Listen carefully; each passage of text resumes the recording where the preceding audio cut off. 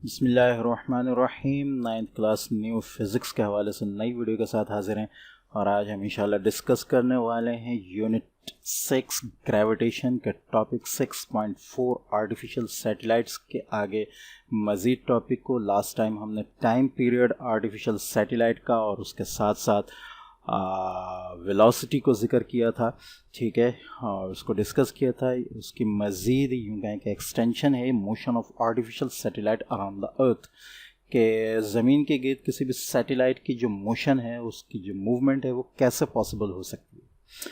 देखें, कोई भी सैटेलाइट जो कि ज़मीन के गिर्द है उसको जो है छोड़ा जाता है रॉकेट्स वगैरह के ज़रिए, ठीक है, और उनको खला में ले जाकर छोड़ा जाता है, ठीक है। और वो पॉसिबल उसी सूरत में हो सकता है कि हम उसको एक ख़ास वेलोसिटी के तहत, ख़ास स्पीड के तहत उसको जो है वो खला में छोड़ें, ठीक है। इस चीज़ को जो है न्यूटन ने जो है वो मज़ीद एक एक्सपेरिमेंट के ज़रिए वाज़े किया कि उसने क्या किया कि उसने इमेजिन किया कैनन बॉल को, ठीक है, लॉन्च फ्रॉम हाई माउंटेन। एक कहना चाहिए यूँ कहें कि तोप से गोले को उसने इमेजिन किया कि उसको अगर फेंका जाए, ठीक है, तो क्या होगा, ठीक है। जब उसने एक नॉर्मल वेलोसिटी के साथ फेंका तो वो उसका जो बम था या उसका जो गोला था वो ज़मीन पर आ गया। फिर थोड़ी मज़ीद वेलोसिटी के साथ, ठीक है, तो तब भी वो थोड़ा दूर जाकर वापस ज़मीन पर आ गया। लेकिन एक ख़ास लिमिट की वेलोसिटी के साथ जब उसने उसको फेंका तो वो खला में जाकर ज़मीन के गिर्द घूमने लगा, ठीक है। तो इससे ये ज़ाहिर होता है कि ये बात ज़रूरी है कि जो इस किस्म की कोई भी चीज़ है जिसको रिवॉल्व कराना ज़रूरी हो ज़मीन के गिर्द, उसको किसी ख़ास स्पीड और ख़ास वेलोसिटी के साथ जो है वो खला में छोड़ा जाए, ठीक है। तो वो वेलोसिटी जो है वो कहलाती है ऑर्बिटल वेलोसिटी। उसकी यहाँ डेफिनेशन भी दी, the velocity required to keep the satellite into its orbit is called orbital velocity, ठीक है। अगर हम यहाँ से देखें, the satellites are put into their orbits around the earth by rockets. Rockets के ज़रिए वो ज़मीन के गिर्द छोड़े जाते हैं अपने ऑर्बिट के लिए, उसके अंदर मूव करने के लिए, उसके अंदर रिवॉल्व करने के लिए। When a satellite is put into orbit, its speed is selected carefully and correctly.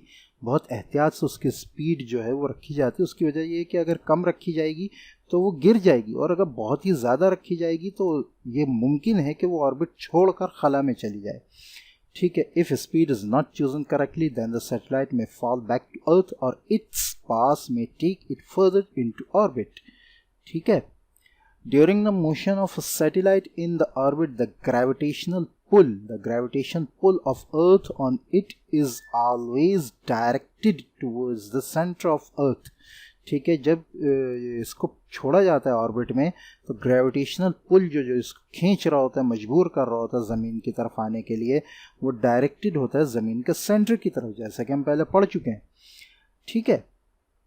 अच्छा, न्यूटन ने अब क्या यूज़ किया, उसने एक कहना चाहिए इमेजिनेशन यूज़ की, जिसके ज़रिए जो मैंने बता दिया कि उसने एक थोड़ी कम स्पीड के साथ फेंका गोला तो वो नीचे आ गया, थोड़ी मज़ीद ज़्यादा के साथ फेंका तो तब भी वो थोड़ा दूर जाके वापस आ गया ज़मीन पे। लेकिन फिर एक ख़ास वेलोसिटी के तहत उसने जब उस गोले को छोड़ा तो वो ज़मीन के गिर्द रिवॉल्व करने लगा।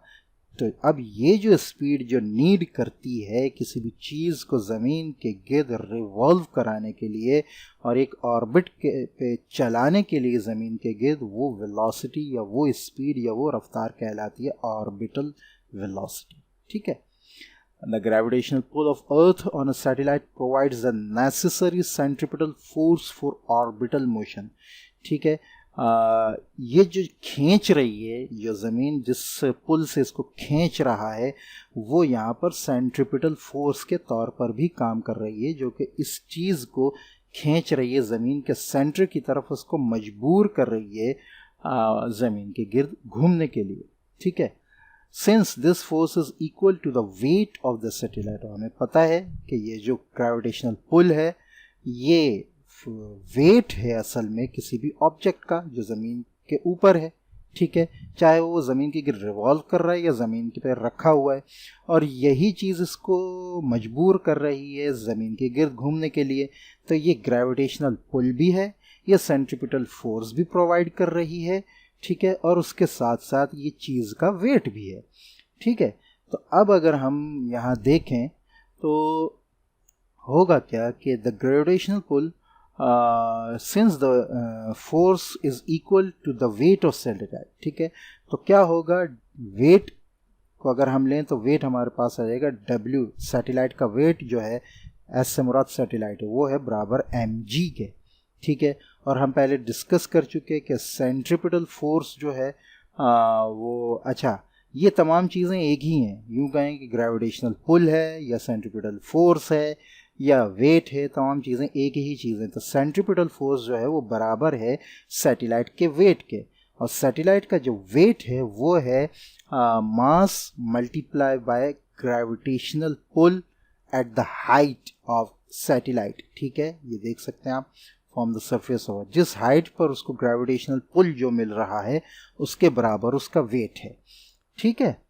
तो अब क्या होगा, अब हमारे पास, और हमें ये भी पता है कि सेंट्रीपिटल फोर्स जो है वो बराबर होती है mv² अपॉन r के, ठीक है। तो अब हम अगर इन दोनों इक्वेशंस को, एक ये इक्वेशन, ठीक है, ये देखें आप, Fc is equal to mgh, ठीक है, ये आ जाएगा आपके पास, और centripetal force is equal to mv²r, इन दोनों को जब हम कंपेयर करें तो हमारे पास आ जाएगा mv² upon r is equal to mgh, ठीक है। यहाँ अगर हम देखें तो m और m कैंसल हो जाएगा हमारे पास, ठीक है, और r या डिनोमिनेटर में है या न्यूमिनेटर में आ जाएगा gh के साथ, तो हमारे पास आ जाएगा v² is equal to gh multiply by r, gravitational pull at the height of satellite upon r, ठीक है। तो ये चूंकि स्क्वायर है, हमें v चाहिए, यहाँ पर वेलोसिटी जो होती है वो चाहिए, तो हम दोनों को अंडर रूट कर देंगे तो हमारे पास आ जाएगा v is equal to under root gh/r, ठीक है। लेकिन हम पहले डिस्कस कर चुके हैं कि जो रेडियस, ज़मीन के ऊपर किसी भी चीज़ का जो रेडियस होता है, ठीक है, जो स्मॉल r से रिप्रेजेंट किया जाता है, वो अर्थ के रेडियस और इसकी हाइट के सम के बराबर होता है, यानी r प्लस h के बराबर होता है, ठीक है। तो ये r, स्मॉल r जो है, r प्लस h से जब हम इसको रिप्लेस करेंगे तो हमारे पास जो है इक्वेशन 6.8 इस तरह आ जाएगी, velocity is equal to under root gravitational pull at the height multiply by r plus h, ठीक है। तो ये इक्वेशन आपने जहन में रखनी है, इसी इक्वेशन का आगे हम मज़ीद डिस्कस करेंगे, ठीक है। अच्छा, अब जब हमारे पास ये इक्वेशन आ गई, इसमें जो वेलोसिटी है वो जो हमें चाहिए वो बराबर है under root gravitational pull at the height of satellite multiply by the sum of radius of earth plus height of satellite, ठीक है। Now if satellite is orbiting very close to the surface of earth, अगर ये satellite जो है, जो भी satellite इस ज़मीन की सरफेस से बहुत ही करीब घूम रही है, तो हम कंसिडर कर लेंगे, हम ये इमेजिन कर लेंगे कि r प्लस h जो है वो r के ही बराबर है, यानी यहाँ से यहाँ तक अर्थ का रेडियस है और ये ऊपर h है, और हमें पता है ये बहुत करीब घूम रहा है, तो हम समझ लें कि h जो है वो ना होने के बराबर है, तो हम समझ लेंगे r प्लस h जो है वो r के बराबर है, कैपिटल R के, ठीक है, यानी अर्थ के रेडियस के ही बराबर है, इसकी हाइट ना होने के बराबर है। तो हमारे पास क्या आ जाएगा, r plus h is equal to r, also gravitational height is equal to gravitational pull at the height of satellite is equal to g। उसकी वजह ये है कि हम h को तो कंसिडर ही नहीं कर रहे, तो वो खुद ब खुद g के बराबर हो जाएगा, यानी यूँ कहेंगे जो सरफेस ऑफ द अर्थ जो पुल है, ग्रेविटेशनल पुल, उसी के बराबर हो जाएगा, ठीक है। And v is equal to vc, ठीक है, वेलोसिटी हमारे पास हो जाएगी क्रिटिकल वेलोसिटी, ठीक है। क्रिटिकल वेलोसिटी वो आखिरी हद है जहाँ के बाद चीज़ जो है वो ज़मीन पर आने लगती है, ठीक है। वेयर vc क्रिटिकल वेलोसिटी है, g हमारे पास acceleration due to gravity on the surface of earth है। In terms of above factors equation, हमारे पास इक्वेशन क्या बचेगी, ये वाली इक्वेशन थी हमारे पास, ठीक है। ये हमारे पास किस तरह बचेगी, gh को हमने g कर दिया, r प्लस h को हमने r कर दिया, और v को हमने क्रिटिकल वेलोसिटी कर दिया, हमारे पास आ जाएगा vc is equal to under root gr। This is known as critical velocity and it is defined as the constant horizontal velocity required to put the satellite into a stable circular orbit around the earth। ठीक है, ये velocity की वो हद है कि जिस पर किसी भी चीज़ को ऑर्बिट में लाने के लिए ज़मीन से छोड़ना बहुत ही ज़्यादा ज़रूरी है। अगर हम इस स्पीड से किसी भी चीज़ को ज़मीन से छोड़ेंगे तो वो खला में जाकर या ऊपर एक ख़ास हद तक जाकर, हाइट तक जाकर ज़मीन के गिर्द ऑर्बिट करने लगेगी। अगर वो उससे कम वेलोसिटी से हम छोड़ेंगे तो वो ज़मीन पर वापस आ जाएगी, और ये हो सकता है कि उससे ज़्यादा वेलोसिटी से छोड़ें तो वो ज़मीन का ऑर्बिट ही छोड़ दे। तो यहाँ हमारे पास ये क्रिटिकल वेलोसिटी आ जाएगी, और क्रिटिकल वेलोसिटी की वैल्यू हम मालूम कर सकते हैं क्योंकि हमें g की वैल्यू भी पता है, स्मॉल g की, और r की वैल्यू भी पता है। स्मॉल g जो कि ग्रेविटेशनल पुल है या एक्सेलरेशन ड्यू टू ग्रेविटी है, वो हमारे पास 10 मीटर पर सेकेंड स्क्वायर है, और रेडियस ऑफ द अर्थ हम पहले डिस्कस कर चुके हैं, 6.38 multiply by 10 raised to the power 6 metre है। इन अमाउंट्स को, इन वैल्यूज़ को जब हम इस फार्मूले के अंदर रखें तो हमारे पास क्या आ जाएगा, critical velocity is equal to √10 multiply by 6.38 multiply by 10 raised to the power 6, जिसको हम सॉल्व करेंगे तो हमारे पास आ जाएगा critical velocity 7.99 multiply by 10 raised to the power 3 metre पर सेकेंड। ठीक है, और इसी को हम किलोमीटर्स में कन्वर्ट कर दें, क्योंकि ये 10 रेज़्ड टू पावर 3 है, तो 1000 से मल्टीप्लाई करेंगे। 1000 से मल्टीप्लाई करने का मतलब ये है कि मीटर को किलोमीटर में कन्वर्ट करेंगे तो हमारे पास, और इसको हम राउंड ऑफ कर ले देंगे 8 से, तो हमारे पास आंसर इसका आ जाएगा 8.0 किलोमीटर्स पर सेकेंड।